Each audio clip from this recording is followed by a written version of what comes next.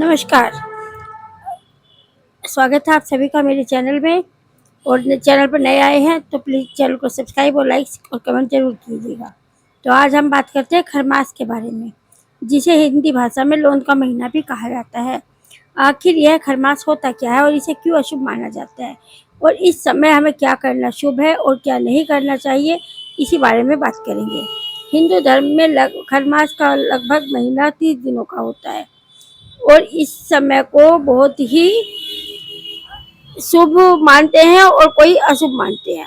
ऐसी मान्यता है लोगों की कि इसमें कोई भी शुभ कार्य नहीं करना चाहिए, जैसे विवाह, गृह प्रवेश, किसी भी कारोबार की नई शुरुआत, कोई वाहन खरीदना, जैसे भी मांगलिक कार्य हैं इनको नहीं किया जाता है।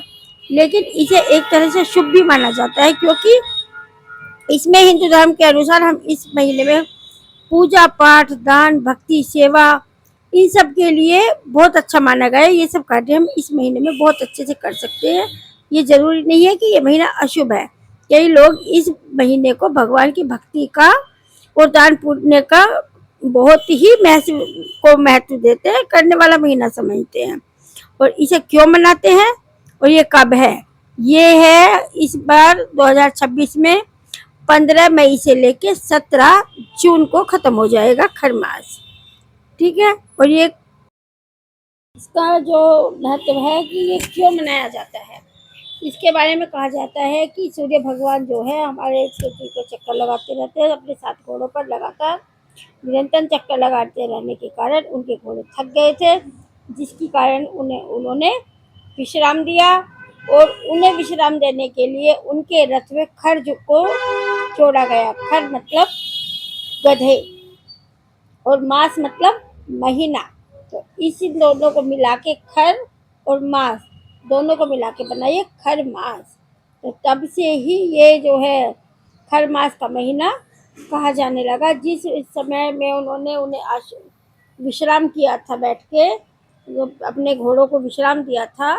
और साल कहते हैं कि साल के जितने भी फालतू दिन होते हैं, एक हर महीने में किसी में 31 हो जाता है, किसी में 30 जैसे होते हैं, तो किसी किसी में बढ़ जाते हैं, कुछ तिथियां बढ़ जाती हैं, उनको मिला के एक महीना अलग से तैयार किया जाता है, जो कि 3 साल में एक बार आता है।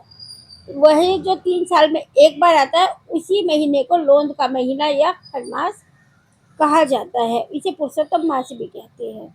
और इस महीने में हमें करना क्या चाहिए? इस महीने में हमें सबसे ज़्यादा दान करना चाहिए, पूजा भक्ति करनी चाहिए, श्री विष्णु की पूजा करनी चाहिए, दान करना चाहिए। जो जीव जंतु है, हमारे पशु है, गाय है, पशु पक्षी हैं, उनको जल की व्यवस्था करनी चाहिए, उनको चारे की व्यवस्था करनी चाहिए, उनको जो है उनकी सेवा करनी चाहिए। बड़े बूढ़ों को, गरीब ब्राह्मणों को भोजन कराना चाहिए, दान देना चाहिए, ताकि यही इस महीने का महत्व है।